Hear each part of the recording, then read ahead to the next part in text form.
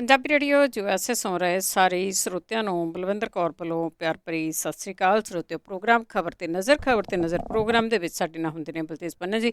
ਦੱਸਦੇ ਨੇ ਭਾਰਤ ਵਿੱਚ, ਪੰਜਾਬ ਦੇ ਵਿੱਚ ਕੀ ਕੁਛ ਵਾਪਰਿਆ। ਖਬਰਾਂ ਤੇ ਨਜ਼ਰ ਮਾਰਾਂਗੇ। ਖਬਰਾਂ ਤੋਂ ਪਹਿਲਾਂ ਧੰਨਵਾਦ ਸਾਡੇ ਸਪਾਂਸਰ ਦਾ, ਜਿਨ੍ਹਾਂ ਨੇ ਇਸ ਪ੍ਰੋਗਰਾਮ ਨੂੰ ਸਪਾਂਸਰ ਕੀਤਾ, ਸਭ ਤੱਕ ਪਹੁੰਚਾਇਆ। Gender home loan real estate ਵਾਲੇ ਮੋਹਨ ਚੀਮਾ ਜੀ, ਜਿਨ੍ਹਾਂ ਦਾ ਫੋਨ ਨੰਬਰ 5599052575। ਇਹਨਾਂ ਤੋਂ ਤੁਸੀਂ ਰੀਫਾਈਨੈਂਸ ਵੀ ਕਰਵਾ ਸਕਦੇ ਹੋ ਤੇ ਰੀਅਲ ਸਟੇਟ ਦੀਆਂ ਜ਼ਰੂਰੀਆਂ ਕਰ ਸਕਦੇ ਹੋ। ਮਨਦੀਪ ਸਿੰਘ ਸੈਨੋਜੇ, ਗੁਰਚਰਨ ਸਿੰਘ ਬਿਕਰਸਫੀਲਡ, ਮਨਜੀਤ ਸਿੰਘ ਦੀ ਫਰੈਜ਼ਨੋ, ਸਤਨਾਮ ਸਿੰਘ ਸ਼ੇਰਗਿੱਲ ਸਲਮਾ, ਗੁਰਦੀਪ ਸਿੰਘ ਪਿਰਦੀ, ਕਲੋਵਸ ਖਾਲਸਾ ਇੰਸ਼ੋਰੈਂਸ ਏਜੰਸੀ ਸੈਨੋਜੇ 4082722500। ਜਾਂ ਤੋਂ ਹਰ ਇੱਕ ਤਰ੍ਹਾਂ ਦੀ ਇੰਸ਼ੋਰੈਂਸ ਕਰਾ ਸਕਦੇ ਹੋ। ਬਹੁਤ ਬਹੁਤ ਧੰਨਵਾਦ ਕਰਦੇ ਹਾਂ। ਪ੍ਰੋਗਰਾਮਾਂ ਨੂੰ ਸਪਾਂਸਰ ਕਰਦੇ ਹੋ। ਸਾਡੇ ਨਾਲ ਜੁੜ ਚੁੱਕੇ ਨੇ ਬਲਤੇਜ ਪੰਨੇ। ਸਤਿ ਸ਼੍ਰੀ ਅਕਾਲ, ਸਵਾਗਤ ਹੈ ਜੀ। ਧੰਨਵਾਦ ਜੀ, ਬਹੁਤ ਮਿਹਰਬਾਨੀ। ਗੱਲ ਕਰਦੇ ਹਾਂ ਜੀ ਸਾਂਝੇ ਮੋਰਚੇ ਦੀ। ਉਹਨਾਂ ਵੱਲੋਂ ਅੱਜ ਭਾਰਤ ਬੰਦ ਆ, ਕਿਸ ਤਰ੍ਹਾਂ ਦਾ ਹੰਗਾਰਾ? ਇਹ ਸਵੇਰੇ 6 ਵਜੇ ਤੋਂ ਬੰਦ ਹੋ ਗਿਆ ਔਰ ਸ਼ਾਮ ਦੇ 6 ਵਜੇ ਤੱਕ ਬੰਦ ਰਹੂਗਾ।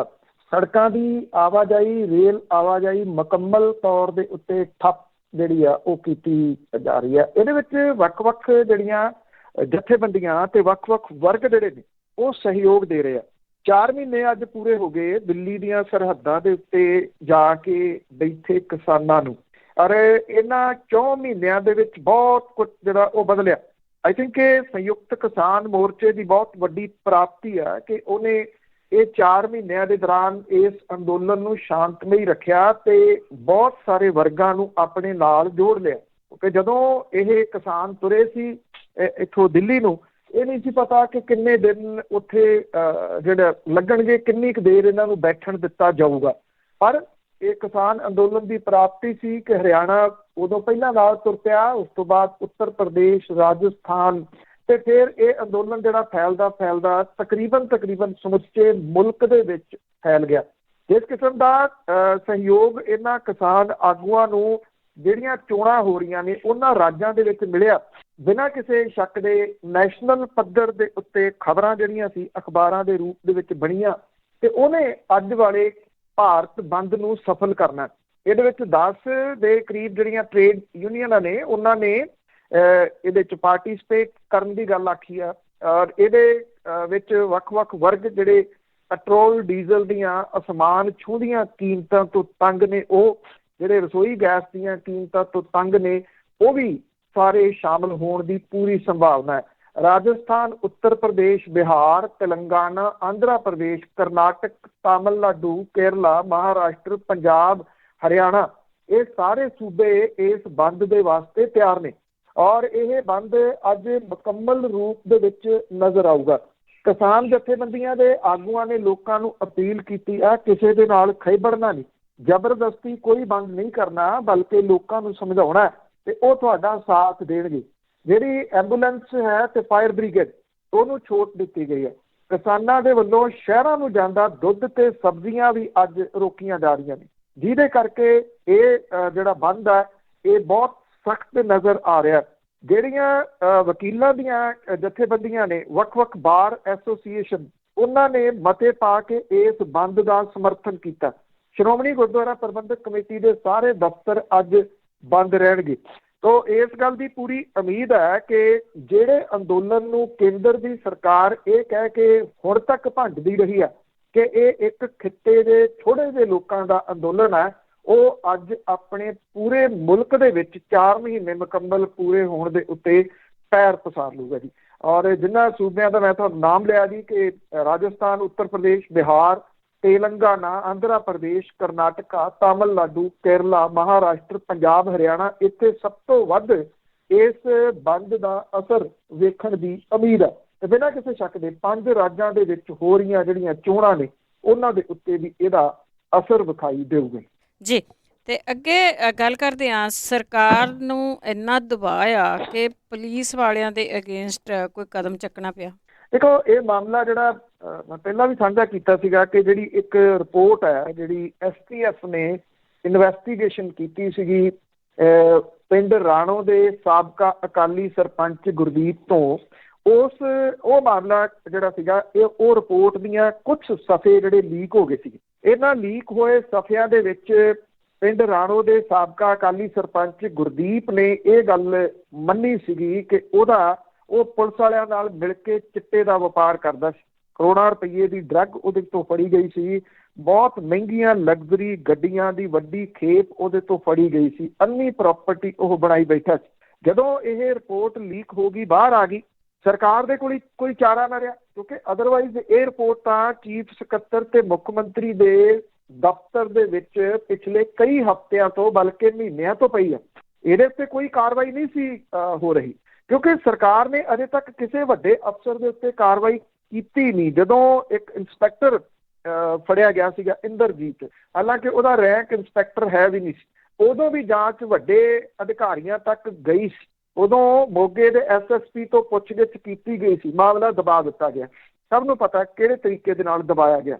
ਹੋਰ ਪਿੱਛੇ ਚਲੇ ਜਾਓ, ਜਦੋਂ ਆਈਸ ਡਰੱਗ ਦੀ ਵੱਡੀ ਖੇਪ ਜਲੰਧਰ ਦੇ ਡਿਸਟ੍ਰਿਕਟ ਦੇ ਵਿੱਚੋਂ ਫਲੋਰ ਕੋਲੋਂ ਉਹ ਫੜੀ ਗਈ ਸੀ, ਔਰ ਆਈਸ ਡਰੱਗ ਦਾ ਜਿਹੜਾ ਸਭ ਤੋਂ ਵੱਡਾ ਸਰਗਣਾ ਜਦੋਂ ਫੜਿਆ ਗਿਆ ਸੀ, ਤਾਂ ਉਦੋਂ ਵੀ ਇਸ ਅਫਸਰ ਦਾ ਨਾਮ ਉੱਥੇ ਬੋਲਿਆ ਸੀਗਾ, ਜਿਹੜਾ ਰਾਜਾ ਕੰਦੋਲਾ ਸੀਗਾ ਉਸ ਵੇਲੇ, ਪਰ ਹਮੇਸ਼ਾ ਨਿਕਲ ਜਾਂਦਾ ਰਿਹਾ। ਹੁਣ ਜਦੋਂ ਇਹ ਰਿਪੋਰਟ ਲੀਕ ਹੋ ਗਈ, ਸਰਕਾਰ ਦੇ ਉੱਤੇ ਦਬਾਅ ਪੈ ਗਿਆ। ਪਿਛਲੇ ਦਿਨੀ ਮੁੱਖ ਮੰਤਰੀ ਹੋਰਾਂ ਨੇ ਇਹ ਗੱਲ ਆਖੀ ਪ੍ਰੈਸ ਕਾਨਫਰੰਸ ਦੇ ਵਿੱਚ ਕਿ ਮੈਂ ਨਸ਼ੇ ਬੰਦ ਕਰਨ ਦਾ ਤਾਂ ਕਦੇ ਵਾਅਦਾ ਹੀ ਨਹੀਂ ਸੀ ਕੀਤਾ, ਖਤਮ ਕਰਨ ਦਾ ਤਾਂ ਕਦੇ ਵਾਅਦਾ ਨਹੀਂ ਸੀ ਕੀਤਾ, ਮੈਂ ਤਾਂ ਲੱਕ ਤੋੜਨ ਦਾ ਵਾਅਦਾ ਕੀਤਾ ਸੀ, ਲੱਕ ਤੋੜ ਦਿੱਤਾ। ਹੁਣ ਜਦੋਂ ਇਹ ਬਿਆਨ ਆ ਗਿਆ, ਉੱਤੋਂ ਇਹ ਰਿਪੋਰਟ ਜਿਹੜੀ ਸੀ ਉਹ ਲੀਕ ਹੋ ਗਈ, ਸਰਕਾਰ ਅੰਡਰ ਪ੍ਰੈਸ਼ਰ ਆ ਗਈ। ਅੰਡਰ ਪ੍ਰੈਸ਼ਰ ਹੁਣ ਸਰਕਾਰ ਨੂੰ ਜਿਹੜੇ ਅਫਸਰਾਂ ਦੇ ਨਾਮ ਇਹਦੇ ਵਿੱਚ ਆਏ ਸੀਗੇ ਉਹਨਾਂ ਨੂੰ ਸਸਪੈਂਡ ਕਰਨਾ ਜਿਹੜਾ ਉਹ ਪੈ ਗਿਆ। ਇਹਦੇ ਵਿੱਚ ਵਿਵਾਦਤ ਪੁਲਿਸ ਅਧਿਕਾਰੀ ਪਰਮਰਾਜ ਅਮਰਾਨੰਗਲ ਜਿਹੜਾ IG ਹੈ, SP ਵਰਿੰਦਰਜੀਤ ਸਿੰਘ ਥਿੰਦ, ਫਰੀਦਕੋਟ ਦੇ SP D ਸੇਵਾ ਸਿੰਘ ਮੱਲੀ, ਪਰਮਿੰਦਰ ਸਿੰਘ ਬਾਠ DSP ਤੇ ਕਰਨਸ਼ੇਰ ਸਿੰਘ DSP ਫਤਿਹਗੜ੍ਹ ਸਾਹਿਬ, ਇਹਨੂੰ ਸਸਪੈਂਡ ਜਿਹੜਾ ਉਹ ਕਰਨਾ ਪੈ ਗਿਆ। ਔਰ ਇਹ ਕਿਹਾ ਗਿਆ ਕਿ ਇਹਦੀ ਜਾਂਚ ਅੱਗੇ ਤੁਰੂਗੀ। ਜੇ ਇਹ ਜਾਂਚ ਦੇ ਵਿੱਚ ਜਿਹੜੀ ਸ਼ਮੂਲੀਅਤ ਪਾਈ ਜਾਂਦੀ ਹੈ ਤੇ ਮਾਮਲਾ ਇਹਨਾਂ ਦੇ ਉੱਤੇ ਦਰਜ ਹੋਊਗਾ। ਜਦੋਂ ਤੁਸੀਂ ਸਸਪੈਂਡ ਕਰਤਾ ਤੇ ਸ਼ਮੂਲੀਅਤ ਤਾਂ ਨਿਕਲ ਆਈ, ਅਜੇ ਸ਼ਮੂਲੀਅਤ ਹੋਰ ਕਿਹੜੀ ਜਿਹੜਾ ਉਹ ਵੇਖਣ ਜਾਣੀ ਸੀਗੀ। ਇਹਦੇ ਵਿੱਚ ਜਦੋਂ ਰਾਣੋ ਪਿੰਡ ਦਾ ਸਾਬਕਾ ਸਰਪੰਚ ਗੁਰਦੀਪ ਫੜਿਆ ਤਾਂ ਉਸ ਵੇਲੇ ਉਹਦੀਆਂ ਕੁਝ ਸਿਆਸਤਦਾਨਾਂ ਦੇ ਨਾਲ ਫੋਟੋਆਂ ਵਾਹਵਾ ਚਰਚਿਤ ਹੋਈਆਂ ਸੀ। ਉਹ ਸਿਆਸਤਦਾਨਾਂ ਦੇ ਉੱਤੇ ਕਿਸੇ ਕਿਸਮ ਦੀ ਕੋਈ ਗਾਜ ਨਹੀਂ ਜਿਹੜੀ ਉਹ ਡਿੱਗੀ। ਇਹਦੇ ਵਿੱਚ ਮੁੱਖ ਮੰਤਰੀ ਦੇ OSD ਇੱਕ ਬਾਂਸਲ ਨੇ, ਉਹਦੀਆਂ ਫੋਟੋਆਂ ਰਾਣੋ ਵਾਲੇ ਸਰਪੰਚ ਦੇ ਨਾਲ ਉਸ ਵੇਲੇ ਵਾਇਰਲ ਹੋਈਆਂ ਸੀਗੀਆਂ। ਇਸ ਤੋਂ ਇਲਾਵਾ ਸਾਬਕਾ ਵਿਧਾਨ ਸਭਾ ਦੇ ਸਪੀਕਰ ਚਰਨਜੀਤ ਸਿੰਘ ਅਟਵਾਲ ਦੇ ਨਾਲ ਉਹਦੀਆਂ ਫੋਟੋਆਂ ਉਸ ਵੇਲੇ ਵਾਇਰਲ ਹੋਈਆਂ ਸੀਗੀਆਂ। ਔਰ ਇਹ ਜਿਹੜੇ ਅਫਸਰ ਨੇ ਹੁਣ ਇਹਨਾਂ ਨੂੰ ਸਸਪੈਂਡ ਤਾਂ ਕਰ ਦਿੱਤਾ ਗਿਆ, ਪਰ ਸਰਕਾਰ ਦੇ ਉੱਤੇ ਦਬਾਅ ਇਹ ਰਹੂਗਾ ਕਿ ਇਹਨਾਂ ਦੇ ਉੱਤੇ ਮਾਮਲਾ ਜਿਹੜਾ ਉਹ ਦਰਜ ਕੀਤਾ ਜਾਵੇ। ਪਰਮਰਾਜ ਅਮਰਾਨੰਗਲ ਦੇ ਉੱਤੇ ਇਹ ਵੀ ਇੱਕ ਰਿਕਾਰਡ ਜਿਹੜਾ ਜੀ ਹੋ ਗਿਆ ਕਿ ਉਹ 2 ਮਾਮਲਿਆਂ ਦੇ ਵਿੱਚ ਹੁਣ ਸਸਪੈਂਡ ਹੈ। ਉਹ ਪਹਿਲਾਂ ਮੁਅੱਤਲੀ ਦੇ ਅਧੀਨ ਚੱਲ ਰਿਹਾ 2 ਸਾਲਾਂ ਤੋਂ। ਗੁਰੂ ਗ੍ਰੰਥ ਸਾਹਿਬ ਦੀ ਬੇਅਦਬੀ ਦੀਆਂ ਵਾਪਰੀਆਂ ਘਟਨਾਵਾਂ ਤੋਂ ਬਾਅਦ ਕੋਟਕਪੂਰਾ ਦੇ ਵਿੱਚ ਸ਼ਾਂਤਮਈ ਤਰੀਕੇ ਦੇ ਨਾਲ ਲੋਕਾਂ ਦੇ ਉੱਤੇ ਸੀਵਰੇਜ ਦਾ ਗੰਦਾ ਪਾਣੀ ਸੁੱਟਣਾ, ਡਾਂਗਾ ਚਲਾਉਣੀਆਂ, ਅਥਰੂ ਗੈਸ ਦੇ ਗੋਲੇ ਸੁੱਟਣੇ, ਤੇ ਉਦੋਂ ਬਾਅਦ ਬਾਈਬਲ ਕਲਾਂ ਦੇ ਵਿੱਚ ਜਿਹੜੀ ਗੋਲੀ ਚੱਲੀ ਜਿਹਦੇ ਵਿੱਚ 2 ਵਿਅਕਤੀ ਮਾਰੇ ਗਏ ਸੀ, ਉਸ ਮਾਮਲੇ ਦੇ ਵਿੱਚ ਇਹ ਮੁੱਖ ਮੁਲਜ਼ਮ ਦੇ ਵਜੋਂ ਨਾਮਜ਼ਦ ਹੈ ਤੇ ਜਿਹੜਾ ਚਲਾਨ ਪੇਸ਼ ਹੋਇਆ ਸੀ ਉਹਦੇ ਵਿੱਚ ਇਹਦੇ ਉੱਤੇ ਕਤਲ ਤੱਕ ਦਾ ਮੁਕੱਦਮੇ ਦਾ ਜਿਹੜਾ ਉਹ ਸਾਹਮਣਾ ਕਰ ਰਿਹਾ ਹੈ। ਬਿਲਕੁਲ ਜੀ, ਕਦੋਂ ਦੇ ਇਹ ਇਸ ਤਰ੍ਹਾਂ ਹੀ ਘੁੰਮ ਰਹੇ ਆ, ਬੜੇ ਜ਼ਿਆਦਾ ਗੁਨਾਹ ਕੀਤੇ ਹੋਏ ਇਹਨਾਂ ਨੇ। ਤੇ ਅੱਗੇ ਗੱਲ ਕਰਦੇ ਹਾਂ, ਥਾਂ ਥਾਂ ਤੇ ਪੰਜਾਬ ਦੇ ਵਿੱਚ BJP, ਵੈਸੇ ਤਾਂ ਭਾਰਤ ਦੇ ਕਈ ਸਟੇਟਾਂ ਦੇ ਵਿੱਚ ਇਹਨਾਂ ਦੇ BJP ਵਾਲਿਆਂ ਦਾ ਜਿਹੜਾ ਘਰਾਓ ਹੋ ਰਿਹਾ ਆ, ਇਹਨਾਂ ਨੂੰ ਕਿਤੇ ਨਿਕਲ ਨਹੀਂ ਦਿੱਤਾ ਜਾ ਰਿਹਾ। ਪਰ ਜੈਣੀ ਦੀ ਜੇ ਗੱਲ ਕਰੀਏ ਤਾਂ ਉਹ ਵੀ ਕੰਧਾਂ ਟੱਪਣ ਲੱਗਾ ਹੁਣ। ਥਾਂ ਥਾਂ ਦੇ ਉੱਤੇ ਘਰਾਓ ਹੋ ਰਿਹਾ ਜੀ। ਹਰਿਆਣੇ ਦੇ ਗੜ੍ਹੀ ਸੰਪਲਾ ਦੇ ਵਿੱਚ ਸਾਬਕਾ ਕੇਂਦਰੀ ਮੰਤਰੀ ਬਰਿੰਦਰ ਸਿੰਘ ਦਾ ਜਨਮ ਦਿਨ ਮਨਾਉਣਾ ਸੀ। ਵੱਖ-ਵੱਖ ਸਮਾਜਿਕ ਜਥੇਬੰਦੀਆਂ ਦੇ ਵੱਲੋਂ ਕੱਢੇ ਮੋਟਰਸਾਈਕਲ ਮਾਰਚ ਦਾ ਕਿਸਾਨ ਜਥੇਬੰਦੀਆਂ ਦੇ ਆਗੂਆਂ ਨੇ ਵਿਰੋਧ ਕੀਤਾ। ਕਿਸਾਨ ਆਗੂਆਂ ਨੇ ਗੜ੍ਹੀ ਸੰਪਲਾ ਦੇ ਵਿੱਚ ਛੋਟੂ ਰਾਮ ਲਾਇਬ੍ਰੇਰੀ ਦੇ ਮੁੱਖ ਗੇਟ ਨੂੰ ਤਾਲਾ ਲਾਤਾ। ਇੱਥੇ ਇਹਨਾਂ ਨੇ ਮਨਾਉਣਾ ਸੀ, ਕਾਲੇ ਝੰਡੇ ਵਿਖਾਏ, ਔਰ ਇਹ ਇੱਥੇ ਇਹਨੂੰ ਆਪਣਾ ਪ੍ਰੋਗਰਾਮ ਤਾਂ ਕੈਂਸਲ ਕਰਨਾ ਹੀ ਪਿਆ। ਮੋਟਰਸਾਈਕਲ ਮਾਰਚ ਦੇ ਵਿੱਚ ਸ਼ਾਮਲ ਹੋਏ ਬਹੁਤੇ ਜਿਹੜੇ ਸੀ ਉਹ ਮੋਟਰਸਾਈਕਲ ਵੀ ਉੱਥੇ ਛੱਡ ਕੇ ਭੱਜ ਗਏ ਆਪਣੇ, ਮੁੜ ਕੇ ਬਾਅਦ ਦੇ ਵਿੱਚ ਜਿਹੜਾ ਉਹ ਲੈ ਕੇ ਗਏ। ਉਂਝ ਪੜੋਸ ਕੇ ਜਿਹੜੇ ਉਹ ਸੂਰਮੇ ਬਣਾ ਕੇ ਲਿਆਂਦੇ ਸੀਗੇ, ਪਰ ਕਿਸਾਨਾਂ ਦੇ, ਹਰਿਆਣੇ ਦੇ ਕਿਸਾਨਾਂ ਦੇ ਰੋਹ ਦੇ ਮੂਹਰੇ ਉਹਨਾਂ ਦੀ ਇੱਕ ਨਹੀਂ ਚੱਲੀ। ਰੂਪਨਗਰ ਜਿਹੜਾ ਰੋਪੜ ਪੁਰਾਣਾ, ਉੱਥੇ ਪੱਤਰਕਾਰ ਸੰਮੇਲਨ ਕਰਨ ਆਏ ਪੰਜਾਬ ਭਾਜਪਾ ਦਾ ਮੀਤ ਪ੍ਰਧਾਨ ਰਜੇਸ਼ ਬਾਘਾ ਜਿਹੜਾ, ਤੇ ਉਹ ਜਿਹੜੇ ਆਗੂਆਂ ਦਾ ਸੀਟੂ ਵਰਕਰਾਂ ਨੇ ਜ਼ੋਰਦਾਰ ਵਿਰੋਧ ਕੀਤਾ ਤੇ ਰੋਸ ਮੁਜ਼ਾਹਰਾ ਕੀਤਾ। ਸੀਟੂ ਆਗੂਆਂ ਨੂੰ ਰਜੇਸ਼ ਬਾਘਾ ਤੇ ਉਹਦੇ ਨਾਲ ਜਿਹੜੇ ਬਾਕੀ ਆਏ ਸੀਗੇ, ਉਹ ਪੰਜਾਬ ਸਰਕਾਰ ਦੀ 4 ਸਾਲ ਦੀ ਕਾਰਗੁਜ਼ਾਰੀ ਦੇ ਬਾਰੇ ਪੱਤਰਕਾਰ ਸੰਮੇਲਨ ਕਰਨਾ ਸੀਗਾ ਉਹਨੇ। ਜਦੋਂ ਇਹਦੀ ਭਿਣਕ ਲੱਗੀ ਤਾਂ ਵੱਡੀ ਗਿਣਤੀ ਦੇ ਵਿੱਚ ਲੋਕ ਝੰਡੇ ਲੈ ਕੇ ਉੱਥੇ ਪਹੁੰਚ ਗਏ ਔਰ ਮੋਦੀ ਸਰਕਾਰ ਤੇ ਭਾਜਪਾ ਦੇ ਖਿਲਾਫ ਨਾਅਰੇਬਾਜ਼ੀ ਕਰਨ ਲੱਗੇ। ਜਿਹੜੀ ਪੁਲਿਸ ਨੇ ਉੱਥੋਂ ਰਜੇਸ਼ ਬਾਘੇ ਨੂੰ ਕੱਢਿਆ ਔਰ ਉਹਦੀ ਗੱਡੀ 'ਚ ਬਿਠਾ ਕੇ ਉਹਨੂੰ ਭਜਾਇਆ ਤੇ ਜੱਗੋ ਤੇਰਵੀਂ ਹੋਈ ਇੱਕ ਵਾਰੀ ਫੇਰ ਸਾਬਕਾ ਕੈਬਨਿਟ ਮੰਤਰੀ ਸੁਜੀਤ ਕੁਮਾਰ ਜਿਆਣੀ ਦੇ ਨਾਲ। ਉਹਦੇ ਵਿਰੋਧ ਕਰਦੇ ਬਠਿੰਡੇ ਦੇ ਵਿੱਚ ਕਿਸਾਨ ਜਿਹੜੇ ਸੀ ਉਹ ਇਕੱਠੇ ਹੋਏ। ਇਹ ਲੁਕਣ ਮੀਟੀ ਪਹਿਲਾਂ ਤਾਂ ਖੇਡਦਾ ਰਿਹਾ, ਜਗ੍ਹਾ ਬਦਲਦੇ ਰਹੇ ਪ੍ਰੈਸ ਕਾਨਫਰੰਸ ਵੀ, ਹੁਣ ਇੱਥੇ ਨਹੀਂ, ਹੁਣ ਇੱਥੇ ਪ੍ਰੈਸ ਕਾਨਫਰੰਸ ਕਰ ਲਓ। ਹੁਣ ਪੱਤਰਕਾਰ ਵੀ ਤਾਂ ਕਿਸਾਨਾਂ ਨਾਲ ਹੀ ਸੰਬੰਧਿਤ ਨੇ, ਉਹ ਵੀ ਗਾਹ ਦੱਸ ਦਿੰਦੇ ਕਿਸਾਨਾਂ ਨੂੰ ਵੀ ਜਗ੍ਹਾ ਬਦਲ ਗਈ ਫਲਾਨੀ ਜਗ੍ਹਾ ਤੇ। ਉਹ ਭੱਜ ਕੇ ਕਿਸਾਨ ਉੱਥੇ ਜਿਹੜਾ ਉਹ ਚਲੇ ਜਾਂਦੇ, ਜਿੱਧਰ ਨੂੰ ਜਿਆਣੀ ਜਾਂਦਾ ਮਗਰ ਉਹਦੇ ਕਿਸਾਨ ਮੂਹਰੇ ਜਿਆਣੀ ਤੇ ਪਿੱਛੇ ਜਿਹੜੇ ਉਹ ਕਿਸਾਨ। ਦੁਪਹਿਰੇ 1 ਵਜੇ ਸਰਕਟ ਹਾਊਸ ਦੇ ਵਿੱਚ ਪ੍ਰੈਸ ਕਾਨਫਰੰਸ ਦਾ ਪ੍ਰੋਗਰਾਮ ਸੀਗਾ। 11 ਵਜੇ ਕਿਸਾਨਾਂ ਨੇ ਸਰਕਟ ਹਾਊਸ ਨੂੰ ਘੇਰ ਲਿਆ। ਪ੍ਰੈਸ ਕਾਨਫਰੰਸ ਫਿਰ 1:30 ਵਜੇ ਮਾਨਸਾ ਰੋਡ ਦੇ ਵਿੱਚ ਸਥਿਤ ਜੱਸੀ ਚੌਕ ਦੇ ਇੱਕ ਹੋਟਲ ਦੇ ਵਿੱਚ ਰੱਖ ਲਈ ਗਈ। ਕਿਸਾਨ ਜਿਹੜੇ ਸੀ ਵੱਡੀ ਗਿਣਤੀ ਦੇ ਵਿੱਚ ਉੱਥੇ ਜੱਸੀ ਹੋਟਲ ਦੇ ਮੂਹਰੇ ਪਹੁੰਚ ਗਏ। ਉੱਥੋਂ ਜਿਹੜਾ ਇਹ ਉਸ ਟਾਈਮ ਕਿਉਂਕਿ ਅੰਦਰ ਆ ਚੁੱਕਿਆ ਹੋਇਆ ਸੀਗਾ ਸੁਜੀਤ ਕੁਮਾਰ ਜਿਹੜਾ ਦਿਆਣੀ, ਔਰ ਕਿਸਾਨਾਂ ਨੇ ਉੱਥੇ ਜਦੋਂ ਉਹਨੂੰ ਘੇਰ ਲਿਆ, ਕਿਸਾਨ ਰੋਹ ਇੰਨਾ ਹੋ ਗਿਆ, ਲੋਕ ਇੰਨੇ ਇਕੱਠੇ ਹੋ ਗਏ। ਸਾਬਕਾ ਮੰਤਰੀ ਸਣੇ ਭਾਜਪਾ ਦੇ ਜਿਹੜੇ ਲੋਕਲ ਆਗੂ ਸੀ, ਹੋਟਲ ਦੇ ਪਿਛਲੇ ਪਾਸੇ ਉਹ ਕੰਧ ਟਪਾ ਕੇ ਉਹਨਾਂ ਨੂੰ ਬਾਹਰ ਕੱਢਿਆ। ਗੱਡੀਆਂ ਉਹਨਾਂ ਦੀਆਂ ਪਿੱਛੇ ਲਿਆਂਦੀਆਂ ਤੇ ਪਿੱਛੇ ਗੱਡੀਆਂ 'ਚ ਬਿਠਾ ਕੇ ਉੱਥੋਂ ਕੰਧ ਟਪਾ ਕੇ ਫਿਰ ਜਿਹੜਾ ਉਹ ਕੱਢਿਆ। ਇਹੀ ਹਾਲ ਜਿਹੜਾ ਹਰਜੀਤ ਸਿੰਘ ਗਰੇਵਾਲ ਦਾ ਇੱਥੇ ਜਿਹੜਾ ਹੋ ਰਿਹਾ, ਖਾਸ ਤੌਰ ਤੇ ਇੱਥੇ ਜਿਆਣੀ ਤੇ ਗਰੇਵਾਲ ਦੇ ਉੱਤੇ ਤਾਂ ਲੋਕਾਂ ਦਾ ਲੋੜੋਂ ਵੱਧ ਗੁੱਸਾ ਕਿ ਇਹਨਾਂ ਨੂੰ ਪੰਜਾਬ ਦੇ ਵਿੱਚ ਜਿਹੜਾ ਉਹ ਵੜਨ ਨਹੀਂ ਦੇਣਾ। ਲੋਕ ਇੱਥੋਂ ਤੱਕ ਜਿਹੜਾ ਉਹ ਕਹਿੰਦੇ ਆ, ਕਿਉਂਕਿ ਜਿੰਨਾ ਕੁਛ ਇਹਨਾਂ ਨੇ ਕੇਂਦਰ ਦੀ ਸਰਕਾਰ ਦੇ ਮਗਰ ਲੱਗ ਕੇ ਕਿਸਾਨਾਂ ਦੇ ਬਾਰੇ ਦੇ ਵਿੱਚ ਬੋਲਿਆ, ਪੰਜਾਬ ਦਾ ਪਾਣੀ ਪੀਣ ਵਾਲਾ, ਪੰਜਾਬ ਦਾ ਖਾਣ ਵਾਲਾ ਕਦੇ ਵੀ ਇੰਨਾ ਨਹੀਂ ਬੋਲ ਸਕਦਾ। ਸਿਆਸਤ ਆਪਣੀ ਜਗ੍ਹਾ ਦੇ ਉੱਤੇ ਆ, ਵਿਰੋਧ ਆਪਣੀ ਜਗ੍ਹਾ ਦੇ ਉੱਤੇ ਆ। ਇਹ ਨੀਵੇਂ ਤੋਂ ਨੀਵੇਂ ਪੱਧਰ ਤੱਕ ਦੋਨੋਂ ਗਏ ਆ, ਚਾਹੇ ਹਰਜੀਤ ਗਰੇਵਾਲ ਤੇ ਚਾਹੇ ਸੁਜੀਤ ਕੁਮਾਰ ਜਿਆਣੀ। ਹੁਣ ਹਾਲਾਤ ਇਹ ਨੇ ਜਿਆਣੀ ਦੇ ਕਿ ਕੰਧਾ ਟੱਪ ਕੇ ਜਿਹੜਾ ਜੀ ਉਹ ਇਸ ਉਮਰ ਦੇ ਵਿੱਚ ਭੱਜਣਾ ਪੈ ਰਿਹਾ। ਬਿਲਕੁਲ ਜੀ, ਹੁਣ ਗਾਹਾਂ ਨਿਕਲਦੇ ਨਹੀਂ, ਕੰਧ ਵੀ ਨਹੀਂ ਟੱਪੀ ਜਾਣੀ ਅੱਗੇ ਤੋਂ। ਅੱਗੇ ਗੱਲ ਕਰਦੇ ਹਾਂ ਨਵਜੋਤ ਸਿੱਧੂ ਦੀ। ਪਤਾ ਨਹੀਂ ਉਹਦਾ ਕੀ ਚੱਲ ਰਿਹਾ ਹੈ, ਉਹਦੇ ਵਾਲਾ ਮਾਮਲਾ ਵੀ ਲਟਕਿਆ ਹੋਇਆ। ਤੋ ਇਹ ਮੈਂ ਤਾਂ ਅੱਗੇ ਇੱਕ ਦਿਨ ਜਿਹੜਾ ਦੀ ਗੱਲ ਕਹੀ ਸੀ ਵੀ ਇਹ ਸਿਆਸਤ ਜਿਹੜੀ ਬੜੀ ਸ਼ੈ ਆ, ਇਹ ਬ੍ਰੇਕਫਾਸਟ, ਲੰਚ ਤੇ ਡਿਨਰ ਦੇ ਚੱਕਰ ਦੇ ਵਿੱਚ ਕਈ ਸਿਆਸੀ ਹਸਤੀਆਂ ਜਿਹੜੀਆਂ ਉਹਨੂੰ ਨਿਕਲ ਗਈ ਹੈ। ਸ਼ਾਇਦ ਕਿਤੇ ਨਾ ਕਿਤੇ ਨਵਜੋਤ ਸਿੰਘ ਸਿੱਧੂ ਹੋਰੀ ਵੀ ਹਾਲ ਦੀ ਘੜੀ ਇੱਕ ਲੱਗਦੇ ਆ। ਮੁੱਖ ਮੰਤਰੀ ਕੈਪਟਨ ਅਮਰਿੰਦਰ ਸਿੰਘ ਨੇ ਹੁਣ ਆਪਣੇ ਪੱਤੇ ਖੋਲ੍ਹੇ ਆ ਇਸ ਮਾਮਲੇ ਤੇ। ਉਹਨਾਂ ਨਵਜੋਤ ਸਿੰਘ ਸਿੱਧੂ ਨੂੰ ਵਜ਼ੀਰੀ ਦੀ ਪੇਸ਼ਕਸ਼ ਕੀਤੀ ਹੈ, ਜਿਹਦੇ ਤੋਂ ਬਾਅਦ ਨਵਜੋਤ ਸਿੰਘ ਸਿੱਧੂ ਦੇ ਉਪ ਮੁੱਖ ਮੰਤਰੀ ਬਣ, ਡਿਪਟੀ ਮੁੱਖ ਮੰਤਰੀ ਬਣ ਜਾਂ ਕਾਂਗਰਸ ਪ੍ਰਧਾਨ ਬਣਨ ਦੇ ਉੱਤੇ ਫਿਲਹਾਲ ਜਿਹੜਾ ਵੀ ਉਹ ਕੁਐਸਚਨ ਮਾਰਕ ਲੱਗ ਗਿਆ, ਕਿਉਂਕਿ ਕੈਪਟਨ ਅਮਰਿੰਦਰ ਸਿੰਘ ਨੇ ਇਹ ਜਿਹੜੀ ਜੀ ਗੱਲ ਸਪਸ਼ਟ ਕੀਤੀ ਆ ਕਿ ਨਹੀਂ, ਇਹ ਨਹੀਂ ਹੋਣਾ। ਨਵਜੋਤ ਸਿੰਘ ਸਿੱਧੂ 17 ਮਾਰਚ ਨੂੰ ਮੁੱਖ ਮੰਤਰੀ ਕੈਪਟਨ ਅਮਰਿੰਦਰ ਸਿੰਘ ਹੋਰਾਂ ਦੇ ਬਾਹਰਲੇ ਘਰੇ ਸਿਸਵਾ ਦੇ ਵਿੱਚ ਉਹਨੂੰ ਮਿਲੇ ਸੀ ਔਰ ਉਦੋਂ ਪਹਿਲਾਂ ਵੀ ਇੱਕ ਵਾਰੀ ਲੰਚ ਤੇ ਮਿਲ ਚੁੱਕੇ।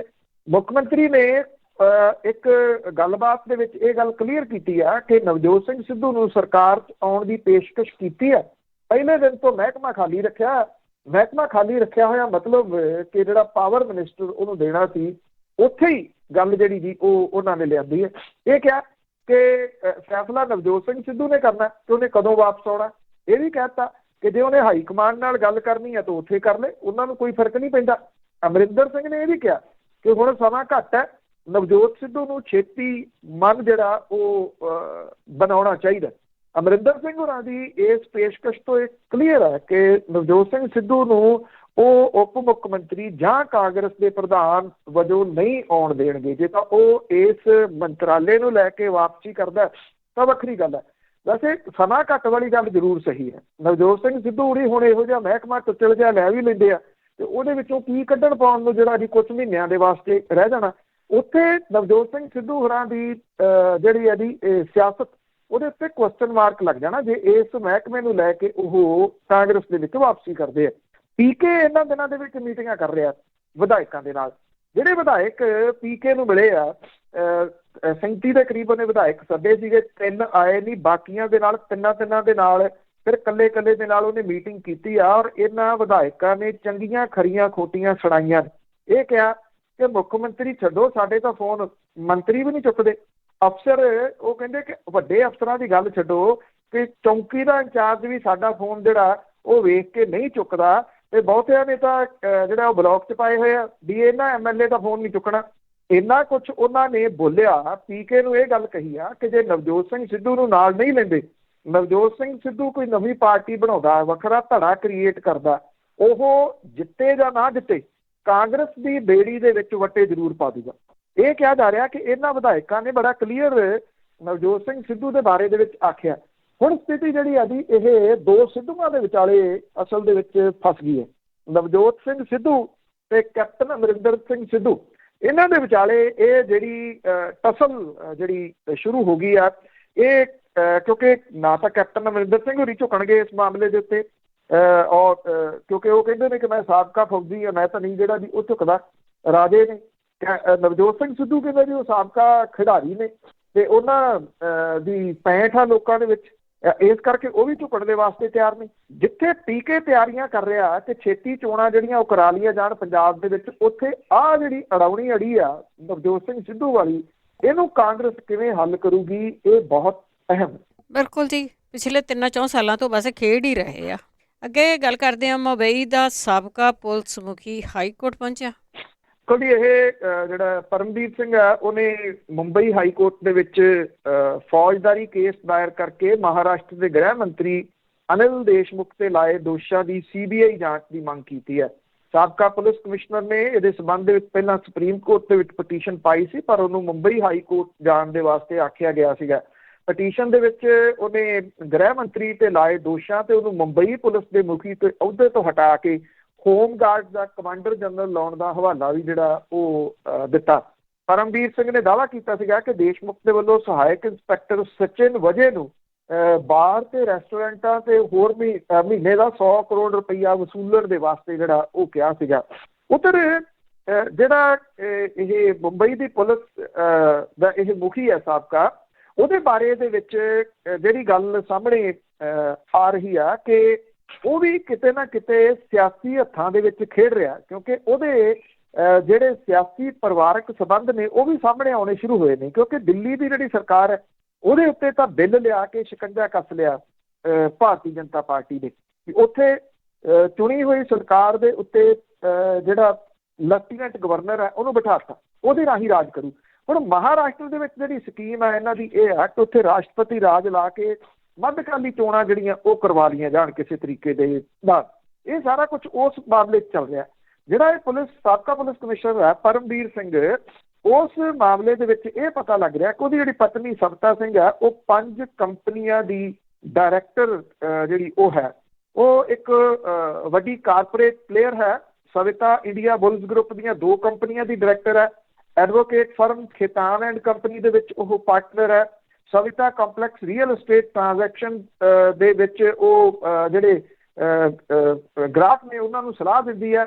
ਔਰ ਇਹਦੇ ਨਾਲ ਨਾਲ ਇਹ ਵੀ ਕਿਹਾ ਜਾ ਰਿਹਾ ਕਿ ਉਹਦੇ ਪੋਲੀਟੀਕਲ ਜਿਹੜੇ ਉਹ ਲਿੰਕਸ ਨੇ ਤਕੜੇ। ਹਰਿਆਣਾ ਦੀ ਕੁਰੂਕਸ਼ੇਤਰ ਯੂਨੀਵਰਸਿਟੀ ਤੋਂ ਪੋਸਟ ਗ੍ਰੈਜੂਏਟ ਦੀ ਡਿਗਰੀ ਉਹਨੇ ਹਾਸਲ ਕੀਤੀ ਹੈ। ਮੁੰਬਈ ਦੇ ਵਿੱਚ ਉਹ ਲਾਅ ਗ੍ਰੈਜੂਏਟ ਹੈ।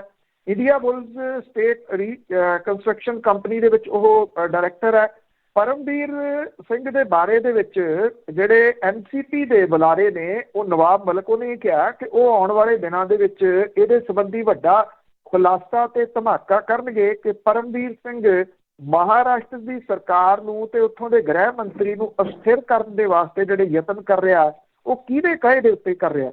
ਪਰਮਬੀਰ ਸਿੰਘ ਦਾ ਮੁੰਡਾ ਜਿਹੜਾ ਉਹਦਾ ਵਿਆਹ ਬੈਂਗਲੁਰੂ ਦੇ ਵਿੱਚ ਹੋਇਆ ਸੀਗਾ ਔਰ ਬਹੁਤ ਵੱਡਾ ਵਿਆਹ ਇਹ ਹੋਇਆ ਸੀਗਾ। ਜਿਹੜਾ ਉਹਦਾ ਬੇਟਾ ਰੋਹਨ ਹੈ, ਉਹਦੀ ਜਿਹੜੀ ਵਾਈਫ ਹੈ ਉਹ BJP ਦੇ ਵੱਡੇ ਨੇਤਾ ਦੱਤਾ ਮੇਘੇ ਦੀ ਪੋਤੀ ਹੈ। ਦੱਤਾ ਮੇਘੇ ਜਿਹੜਾ ਉਹ ਵਿਦਰਭ ਦੇ ਵਿੱਚ ਜਿਹੜਾ ਅੰਦੋਲਨ ਚੱਲਿਆ ਸੀ ਉਹਦਾ ਬਹੁਤ ਵੱਡਾ ਇੱਕ ਫੇਸ ਸੀ।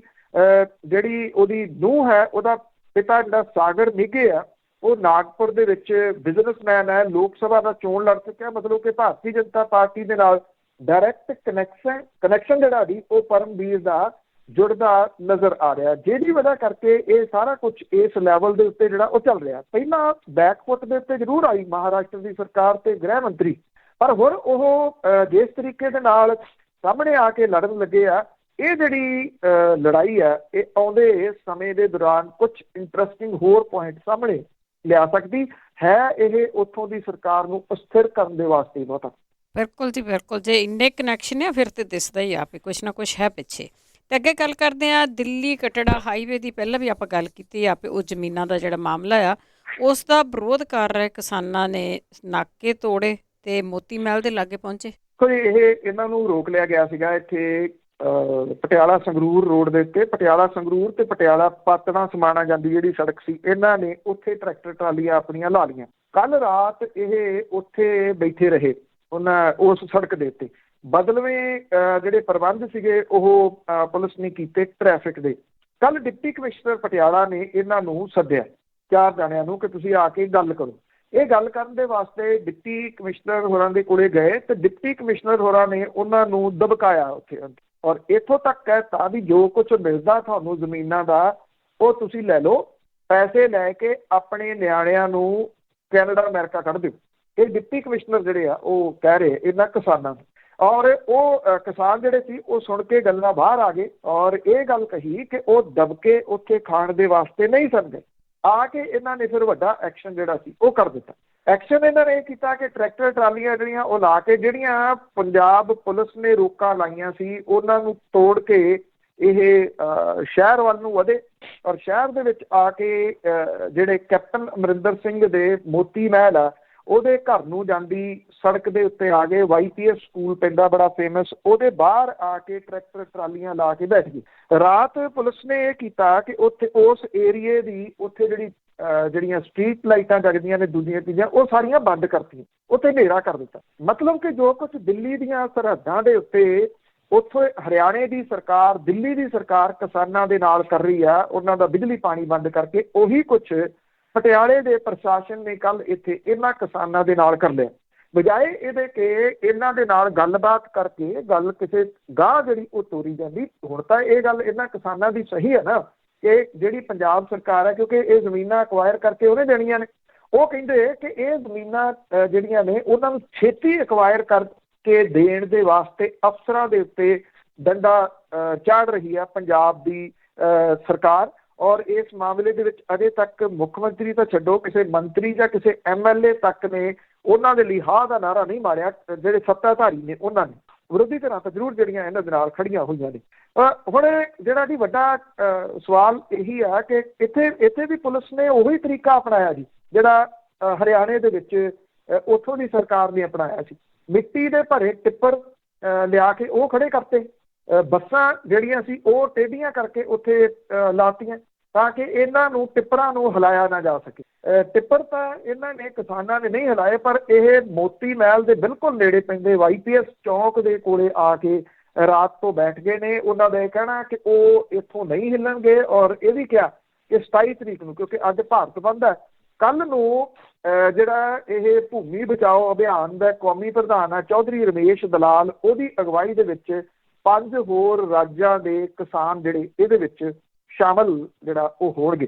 ਤੋ ਇਹ ਇੱਕ ਨਵੀਂ ਮੁਸ਼ਕਲ ਜਿਹੜੀ ਆ ਉਹ ਪਟਿਆਲੇ ਦੇ ਪ੍ਰਸ਼ਾਸਨ ਦੇ ਵਾਸਤੇ ਬਣ ਗਈ ਆ। ਬਣ ਕਾਹਦੀ ਗਈ ਹੈ ਜੀ? ਆਪ ਬਣਾਈ ਹੈ ਐਕਚੁਅਲੀ।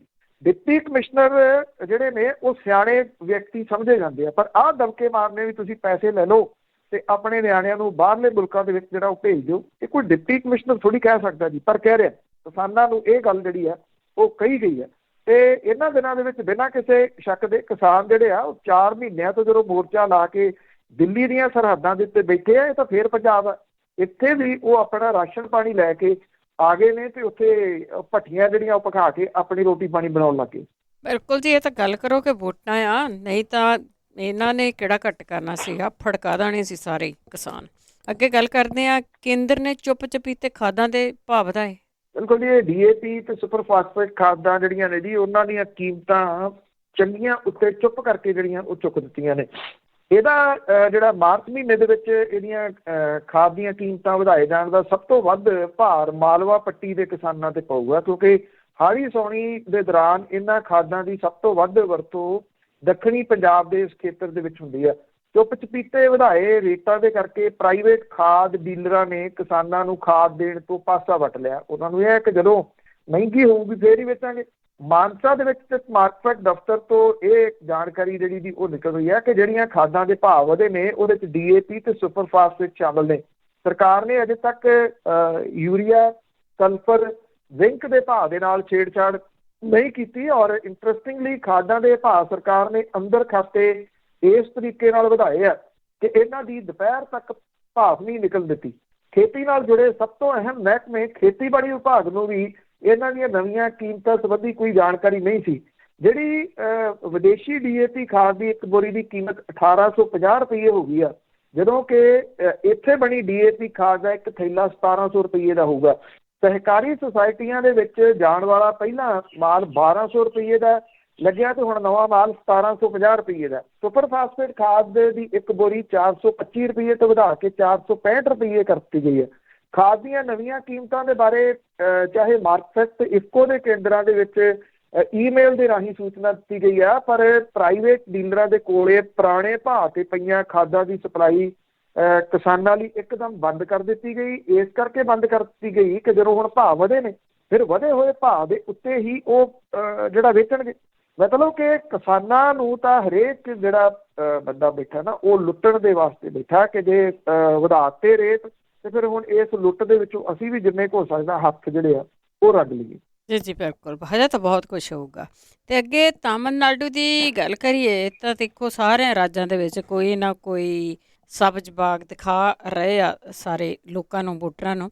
ਪਰ ਇੱਥੇ ਅਸੈਂਬਲੀ ਦੇ ਵਿੱਚ ਇੱਕ ਹੋਰ ਬੰਦਾ ਹੈਗਾ ਜਿਹੜਾ ਵਾਅਦਾ ਕਰ ਰਿਹਾ ਕਿ ਸਾਰੇ ਵੋਟਰਾਂ ਨੂੰ ਹੈਲੀਕਾਪਟਰ ਲੈ ਕੇ ਦੇਣੇ ਆ। ਬਿਲਕੁਲ ਜੀ, ਇਹ ਤਾਮਿਲਨਾਡੂ ਅਸੈਂਬਲੀ ਦਾ ਹਲਕਾ ਮਦੁਰਾਈ ਦੱਖਣੀ ਪੈਂਦਾ ਔਰ 12 ਉਮੀਦਵਾਰਾਂ ਦਾ ਇੱਥੇ ਮੁਕਾਬਲਾ ਕਰ ਰਿਹਾ। ਇੱਕ ਇੰਡੀਪੈਂਡੈਂਟ ਚੋਣ ਲੜ ਰਿਹਾ ਤੁਲਮ ਸਰਵਨਨ ਜਿਹੜਾ ਜੀ ਉਹ ਇੱਕ ਪੱਤਰਕਾਰ ਹੈ ਪੇਸ਼ੇ ਵਜੋਂ। ਉਹਦਾ ਜਿਹੜਾ ਚੋਣ ਨਿਸ਼ਾਨ ਹੈ ਉਹ ਡਸਟਬਿਨ ਹੈ, ਕੂੜਾਦਾਨ। ਔਰ ਉਹ ਇਹ ਕਹਿੰਦਾ ਕਿ ਜਿਹੜੀਆਂ ਮੈਨੂੰ ਤੁਸੀਂ ਵੋਟਾਂ ਪਾਓਗੇ ਉਹ ਸਾਰੀਆਂ ਦੀਆਂ ਸਾਰੀਆਂ ਕੂੜੇਦਾਨ 'ਚ ਜਾਣਗੀਆਂ। ਮਤਲਬ ਕਿ ਉਹਦੇ ਚੋਣ ਨਿਸ਼ਾਨ ਜਿਹੜਾ ਉਹਦੇ ਵਿੱਚ ਜਾਣਗੀਆਂ। ਉਹ ਲੋਕਾਂ ਨੂੰ ਅਵੇਅਰ ਕਰਨ ਦੇ ਵਾਸਤੇ ਇਸ ਤਰ੍ਹਾਂ ਦੇ ਵਾਅਦੇ ਜਿਹੜੇ ਜੀ ਉਹ ਕਰ ਰਿਹਾ। ਉਹ ਇੱਦਾਂ ਦੇ ਵਾਅਦੇ ਕਿਉਂ ਕਰ ਰਿਹਾ ਉਹ ਵੀ ਮੈਂ ਤੁਹਾਨੂੰ ਦੱਸਦਾ ਜੀ। ਉਹ ਇਹ ਕਹਿੰਦਾ ਕਿ ਜਿਹੜਾ ਵੀ ਵੋਟ ਉਹਨੂੰ ਪਾਊਗਾ ਉਹ ਹਰ ਘਰ ਨੂੰ ਇੱਕ ਮਿੰਨੀ ਹੈਲੀਕਾਪਟਰ ਲੈ ਕੇ ਦਊਗਾ, ਸਾਲਾਨਾ 1 ਕਰੋੜ ਰੁਪਈਆ ਦਊਗਾ, ਵਿਆਹ ਦੇ ਵਾਸਤੇ ਸੋਨੇ ਦੇ ਗਹਿਣੇ ਤੇ 3 ਮੰਜ਼ਿਲਾ ਘਰ ਵੀ ਦਊਗਾ ਔਰ ਚੰਨ ਦੀ ਸੈਰ ਕਰਵਾਊਗਾ। ਉਹ ਕਹਿੰਦਾ ਕਿ ਮੈਂ ਆਪਣਾ ਜਿਹੜਾ ਦੀ ਉਹ ਰਾਕਟ ਬਣਾਊਂਗਾ, ਉਹਦੇ ਉੱਤੇ ਵਾਰੀ ਸਾਰਿਆਂ ਨੂੰ ਚੰਨ ਦੇ ਉੱਤੇ ਜਿਹੜਾ ਉਹ ਲੈ ਕੇ ਜਾਊਗਾ। 33 ਸਾਲਾਂ ਦਾ ਪੱਤਰਕਾਰ ਜਿਹੜਾ ਤੁਲਮ ਸਰਵਨਨ ਹੈ ਉਹ ਇਹ ਕਹਿੰਦਾ ਕਿ ਮੇਰਾ ਉਦੇਸ਼ ਲੋਕਾਂ ਨੂੰ ਸਿਆਸੀ ਪਾਰਟੀਆਂ ਵੱਲੋਂ ਲਾਏ ਜਾਂਦੇ ਲਾਰਿਆਂ ਪ੍ਰਤੀ ਚੌਕਸ ਕਰਨਾ। ਉਹ ਕਹਿੰਦਾ ਕਿ ਇਸੇ ਲਈ ਮੇਰਾ ਚੋਣ ਨਿਸ਼ਾਨ ਕੂੜਾਦਾਨ ਮੈਂ ਲਿਆ ਕਿ ਵੋਟਰ ਕਦੇ ਪੂਰੇ ਨਾ ਹੋਣ ਵਾਲੇ ਲਾਰਿਆਂ ਦੇ ਵਿੱਚ ਫਸਣਾ ਚਾਹੁੰਦੇ ਨੇ ਤਾਂ ਉਹ ਵੋਟ ਕੂੜੇਦਾਨ ਦੇ ਵਿੱਚ ਪਾ ਦੇਣ। ਉਹ ਇਹ ਵੀ ਕਹਿੰਦਾ ਕਿ ਜਿੱਤਣ ਤੇ ਉਹ ਜਿਹੜੀਆਂ ਔਰਤਾਂ ਘਰ ਦਾ ਕੰਮ ਕਰਦੀਆਂ ਨੇ ਉਹਨਾਂ ਕੰਮ ਦਾ ਭਾਰ ਘਟਾਉਣ ਦੇ ਵਾਸਤੇ ਹਰੇਕ ਘਰ ਨੂੰ ਇੱਕ ਰੋਬੋਟ ਦਊਗਾ ਔਰ ਹਰੇਕ ਪਰਿਵਾਰ ਨੂੰ ਇੱਕ ਕਿਸ਼ਤੀ ਦਊਗਾ ਤੇ ਇਹਦੇ ਵਾਸਤੇ ਉਹ ਝੀਲਾਂ ਵੀ ਬਣਾ ਕੇ ਦਊਗਾ। ਉਹ ਕਹਿੰਦਾ ਆਪਣੇ ਹਲਕੇ ਨੂੰ ਠੰਡਾ ਰੱਖਣ ਦੇ ਵਾਸਤੇ 300 ਫੁੱਟ ਉੱਚਾ ਬਰਫ਼ ਦਾ ਪਹਾੜ ਉਸਾਰਿਆ ਜਾਊਗਾ, ਇੱਕ ਪੁਲਾੜ ਖੋਜ ਕੇਂਦਰ ਤੇ ਰਾਕਟ ਲਾਂਚ ਪੈਡ ਵੀ ਜਿਹੜਾ ਉਹ ਬਣਾਇਆ ਜਾਊਗਾ। ਤੁਲਮ ਸਰਵਨਨ ਜਿਹੜਾ ਆਪਣੇ ਗਰੀਬ ਮਾਪਿਆਂ ਦੇ ਨਾਲ ਰਹਿੰਦਾ, ਅਜੇ ਵਿਆਹਿਆ ਨਿਗਾ, ਉਹਨੇ ਨਾਮਜ਼ਦਗੀ ਕਾਗਜ਼ ਦਾਖਲ ਕਰਾਉਣ ਦੇ ਵਾਸਤੇ 20,000 ਰੁਪਇਆ ਵਿਆਜੀ ਚੁੱਕਿਆ।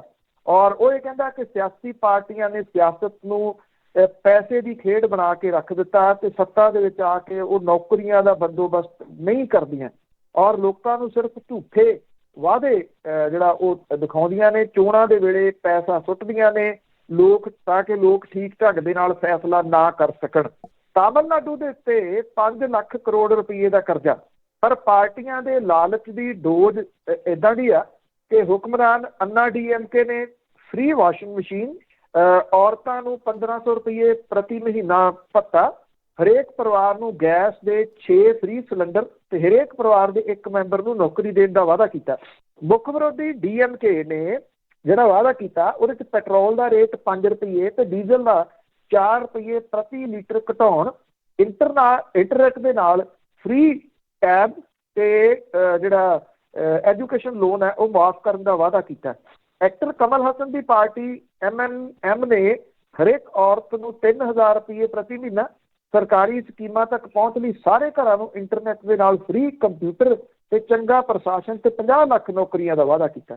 ਇਹ ਇਹਨਾਂ ਨੇ ਵਾਅਦੇ ਸਹੀ ਕੀਤੇ ਨੇ। ਇਹਨਾਂ ਨੂੰ ਕੱਟਣ ਦੇ ਵਾਸਤੇ ਜਿਹੜਾ ਤੁਲਨ ਸਰਵਨਨ ਹੈ ਉਹ ਲੋਕਾਂ ਨੂੰ ਜਾਗਰੂਕ ਕਰਨ ਦੇ ਵਾਸਤੇ ਹੈਲੀਕਾਪਟਰ ਦਾ ਵਾਅਦਾ ਜਿਹੜਾ ਜੀ ਉਹ ਕਰ ਰਿਹਾ। ਮੈਂ ਤਾਂ ਸੋਚ ਰਿਹਾ ਸੀ ਵੀ ਇੱਥੇ ਪੀਕੇ ਹੁਣੀ ਫੇਰ ਆਏ ਹੋਏ ਆ, ਕਿਤੇ ਉਹ ਨਾ ਹੋਵੇ ਤੁਲਨ ਸਰਵਨਨ ਦੇ ਵੱਲੋਂ ਲੋਕਾਂ ਨੂੰ ਜਾਗਰੂਕ ਕਰਨ ਦੇ ਵਾਸਤੇ ਜੋ ਕੁਝ ਕੀਤਾ ਜਾ ਰਿਹਾ ਉਹ ਸੱਚੀ ਕਹਿ ਦੇਣ ਕਿ ਘਰ ਘਰ ਹੈਲੀਕਾਪਟਰ ਤੇ ਇਹਦੇ ਨਾਲ ਨਾਲ ਘਰ ਘਰ ਜਿਹੜੇ ਹਰੇਕ ਘਰ ਦੀ ਛੱਤ ਦੇ ਉੱਤੇ ਅਸੀਂ ਹੈਲੀਪੈਡ ਵੀ ਜਿਹੜਾ ਉਹ ਬਣਾ ਕੇ ਦੇਵਾਂਗੇ। ਬਿਲਕੁਲ ਜੀ, ਪਹਿਲੇ ਵਾਅਦੇ ਪੂਰੇ ਹੋ ਗਏ, ਹੋਰ ਵੀ ਕਰ ਦੇਣਗੇ। ਬਹੁਤ ਬਹੁਤ ਧੰਨਵਾਦ ਬਲਤੇਜ ਪੰਨੂ। ਮਿਹਰਬਾਨੀ ਜੀ, ਧੰਨਵਾਦ ਜੀ, ਸਤਿ ਸ਼੍ਰੀ ਅਕਾਲ। ਸਤਿ ਸ਼੍ਰੀ ਅਕਾਲ ਜੀ। ਤੇ ਸਰੋਤੇ ਇਸ ਸਨ ਬਲਤੇਜ ਪੰਨੂ ਜੋ ਸਾਡੇ ਨਾਲ ਜੁੜਦੇ ਨੇ, ਕਰਦੇ ਨੇ ਖਬਰਾਂ। ਇਸੇ ਦੇ ਨਾਲ ਸਾਡਾ ਅੱਜ ਦਾ ਬੁਲਟਨ ਇੱਥੇ ਸਮਾਪਤ। ਬਲਵਿੰਦਰ ਕੌਰ ਵੱਲੋਂ ਆਪ ਸਭ ਨੂੰ ਸਤਿ ਸ਼੍ਰੀ ਅਕਾਲ।